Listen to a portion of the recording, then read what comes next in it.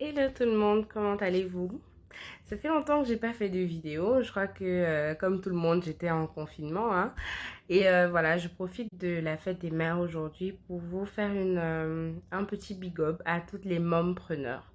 Alors, les mompreneurs, c'est un néologisme, hein, le mot mompreneur, qui allie le mot mom, qui en anglais veut dire maman, et le mot entrepreneur. Donc, clairement, ce sont des femmes qui ont des entreprises, mais qui sont aussi mamans. Elles peuvent être mères célibataires, comme elles peuvent être avec un compagnon.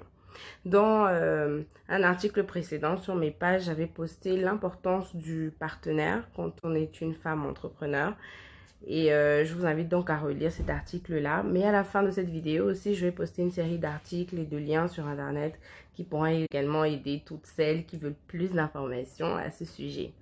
Donc aujourd'hui, c'est 5 conseils quand on veut être une bonne maman entrepreneur. Le premier conseil, en fait, aujourd'hui, c'est d'accepter de se faire aider et de se faire accompagner. Je sais, les femmes entrepreneurs ont tendance à être en mode girl power, selfishness et tout ça, mais il est indéniable que tout seul, on ne peut pas aller très loin. Et puis, l'entrepreneuriat demande énormément de temps et ça demande aussi énormément de ressources financières. Donc, il faut que vos proches soient votre premier soutien. Ça peut être un mari, ça peut être une maman, ça peut être une amie. Mais il faut accepter de l'aide, il faut accepter de vous faire accompagner parce que vous avez besoin de quelqu'un qui puisse au moins vous soutenir financièrement ou moralement, aider à garder les enfants par exemple. Et c'est toujours bien d'avoir un revenu fixe pour la maison. Donc tout ça demande du soutien et de l'accompagnement. Mon deuxième conseil en fait, c'est de bien vous préparer et de prendre le temps de tester votre projet. En 2016 par exemple, on a plus de 40% des entreprises individuelles qui ont été créées par des femmes, mais bizarrement, on a toujours moitié moins de femmes qui sont financées. Pourquoi? Parce que il faut prendre le temps de bien se préparer, de bien rôder son discours pour pouvoir convaincre les investisseurs.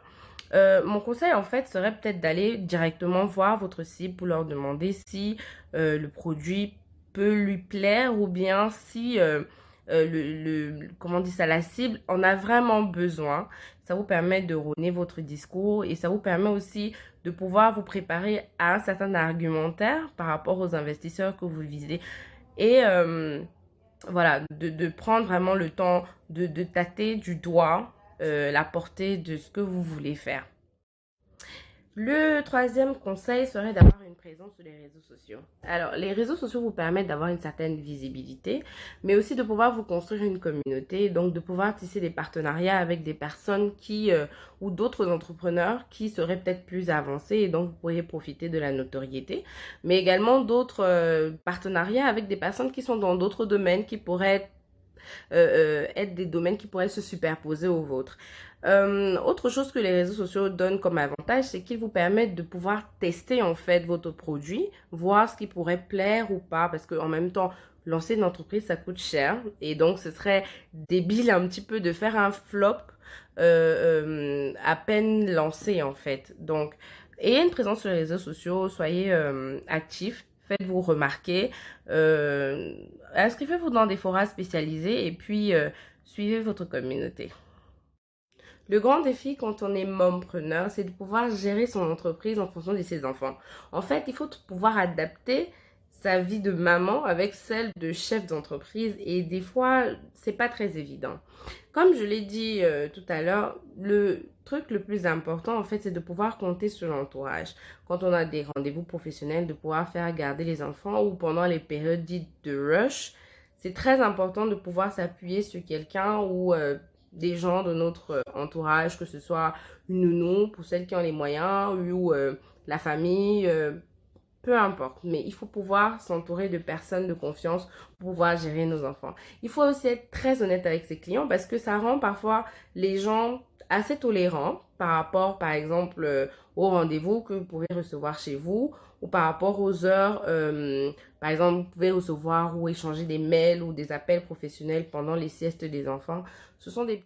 Dire qu'être maman et entrepreneur, c'est facile, ce serait mentir parce que allier sa vie professionnelle et sa vie privée, c'est un véritable casse-tête, surtout au début.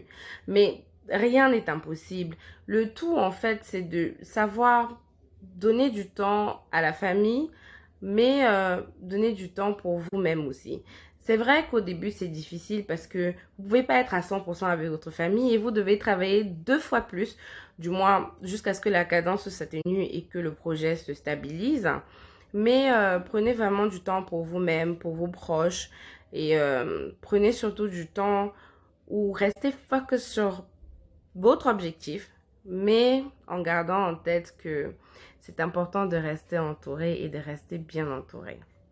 Je profite pour souhaiter à ma maman et à toutes les mamans du monde une excellente fête des mères et